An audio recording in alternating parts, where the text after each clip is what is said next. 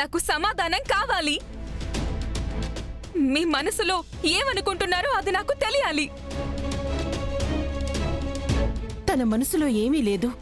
నా కొడుకుని నా ముందే ప్రశ్నించకండి. నా మాటలు మిమ్మల్ని బాధ పెడితే నన్ను క్షమించండి అత్తయ్య. నేను గొడవ పడ్డం లేదు. నా బాధని చెప్పుకుంటున్నాను.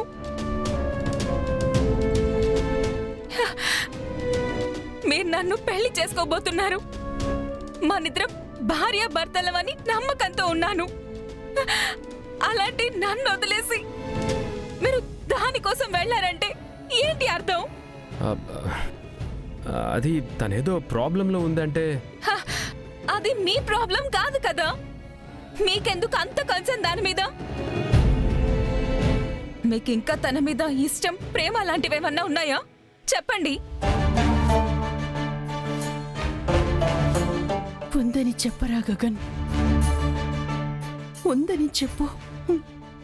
మా అన్నయ్యకి మీ చెల్లికి పెళ్లి జరగకపోయినా పర్లేదు అంటే చెప్పండి.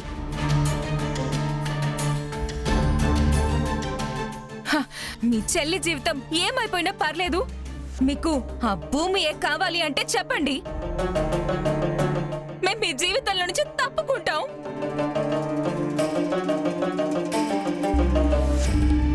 బాధ చెప్పుకుంటున్నట్టు లేదు తారా, భయపెడుతున్నట్టుంది.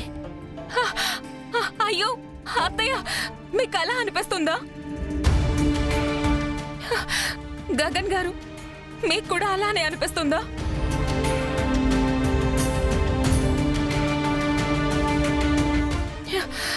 వాళ్ళిద్దరు ఇప్పుడు కలిసి తిరుగుతున్నారు, క్లోజ్ అయిపోయారు. అలాంటప్పుడు విడిపోతామా? ఆల్రెడీ ఒకసారి మీ చెల్లి పెళ్లి ఆగిపోయింది. రెండోసారి కూడా ఇలాగే జరిగితే పూరి బ్రతకదు.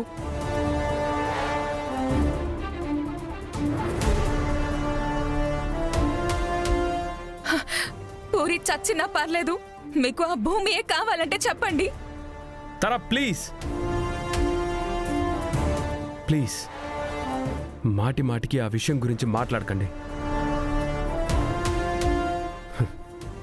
బావ, నేను అక్కడికి ఇష్టంతో వెళ్ళలేదు. తన సమస్యలో ఉందంటే నేను వెళ్ళమంటేనే వెళ్ళాడు. మీ అమ్మ చెప్తే వెళ్ళారా? అత్తయ్య, ఇక నుంచి మీ కోడల్ని నేను, అది మీ కోడలు కాదు. ఎవరికో ఏదో జరిగిందని నా కాబోయే భర్తని నాకు తెలియకుండా ఎక్కడికంటే అక్కడికి పంపేస్తే నేను ఊరుకోను.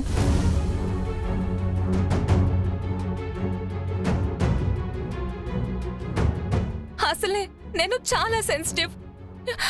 మాకు పెళ్లి కాకపోయినా మీ అబ్బాయి మీద ఎన్నో ఆశలు పెట్టుకుని బ్రతుకుతున్నాను. మీకు నా బాధ అర్థం కావడం లేదు. మీ కాళ్ళు పట్టుకుంటాను అత్తయ్య.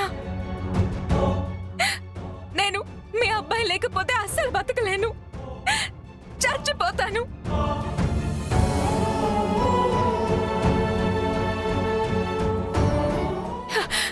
మీరు మళ్ళీ మళ్ళీ ఆ భూమి గురించి చెప్పి ఆయన మనసు మార్చే ప్రయత్నం మాత్రం చేయకండి. ఇక మీదట ఇలా జరగదు. జరగదా? జరగదు. ప్రామిస్? జరగదని చెప్పు. జరగదు అంటున్నాను కదా. సరే, ఓకే. అలా అయితే ఆ భూమి ఎందుకు వచ్చింది? ఒక సంతకం కోసం. సంతకమా? ఏంటా సంతకం? అదేదో సంతకం కావాలని వచ్చింది కదా. అవును. అయితే ఇంతకంటే మంచి అవకాశం దొరకదు. ఆ రోజు మీరు విడాకుల కోసం వాళ్ళ ఇంటికి వెళ్తే సంతకం పెట్టను అని చెప్పింది కదా.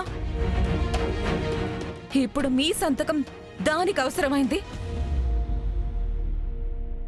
కాబట్టి మీరు విడాకుల మీద సంతకం పెడితేనే దానికి కావలసిన సంతకం పెడతాను అని చెప్పండి.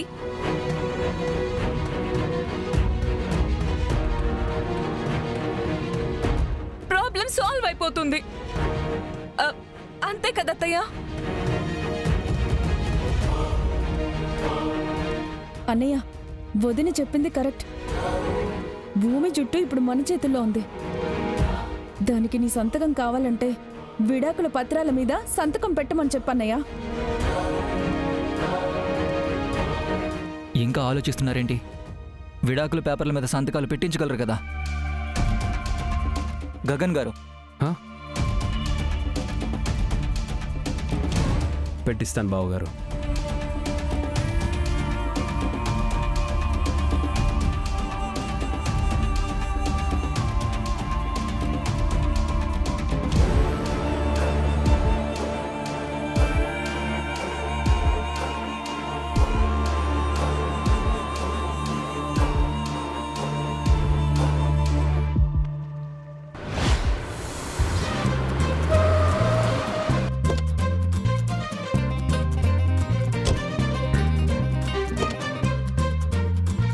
నక్షత్ర రా, దిగు.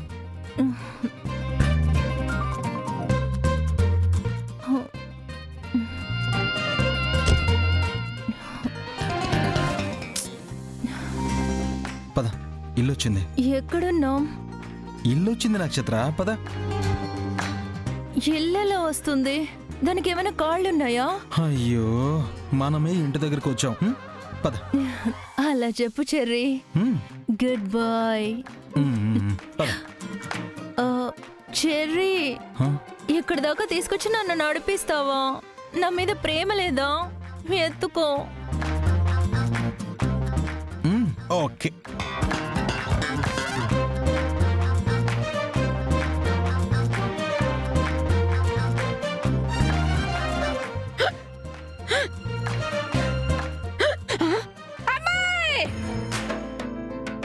అయ్యయ్యో, కొంపలు మునిగిపోయాయి. తొందరగా రా అమ్మాయి. అమ్మాయి, కొంపలు మునిగిపోతున్నాయి. తొందరగా రా అమ్మాయి. తొందరగా అమ్మాయి. అమ్మాయి, ఏంటి పిన్ని?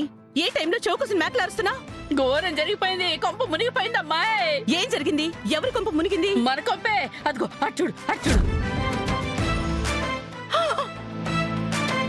ఇదేంటమ్మాయి? ఇది కళ నిజమా? మన నక్షత్రం ఏంటి వాడి చేతుల్లో? కొంపదీసి ఇద్దరు కలిసిపోయారేమో. నువ్వు నోర్మై. అలాంటి రోజు వస్తే వీళ్ళిద్దరిని గంగలోకి తోసేస్తా. ఏయ్, దింపరా.